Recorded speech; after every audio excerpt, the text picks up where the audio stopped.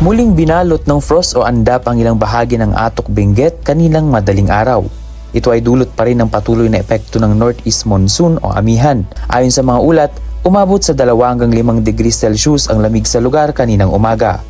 Dahil dito, nabalot ng frost ang mga pananim tulad ng repolyo at iba pang mga gulay at halaman sa kabundukan ng Atok. Ayon kay Mayor Franklin Smith, hindi na umano bago sa kanilang bayan ang ganitong sitwasyon dahil taon-taon ay nararanasan nila ang matinding lamig tuwing panahon ng amihan at handa na rin ang lokal na pamahalaan sa mga posibleng epekto nito sa agrikultura. Yan, pinaghahandaan namin ito ay parang natural na sa amin ito pati kasi nung bata pa kami, na-encounter namin itong mga challenges, pati yung mga farmers.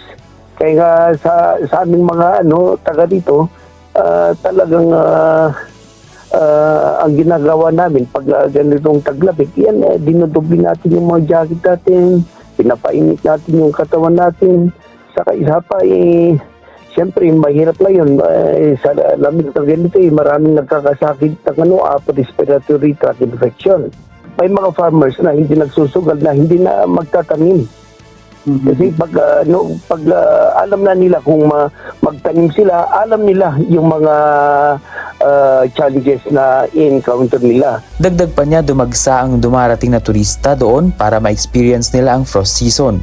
Nangako naman itong buong sikap nilang i-accommodate ang mga bisita. Natutuwa kami, honestly.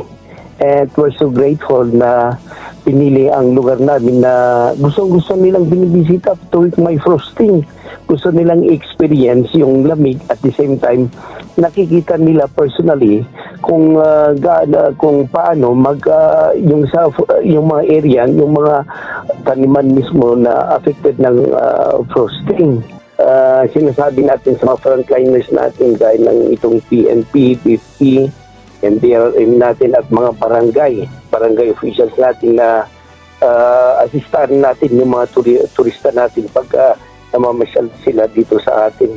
Samantala, inaasahang mananatili ang parehong lagay ng panahon sa mga susunod na araw. Makakaranas pa rin ng bahagyang maulap na kalangitan, may isolated light rains at katamtaman hanggang sa malakas na hangin, lalo na sa silangang bahagi ng Luzon, dulot pa rin ng amihan. Pinapayuhan ng mga residente at mga bumibisita sa lugar na gumamit ng mga kapal na kasuotan at mag-ingat sa madudulas na daanan, lalo na sa mga lugar na may hamog at frost. Ven Pongsila para sa Mata ng Agila, Northern Luzon, matatag, matapang, matapat.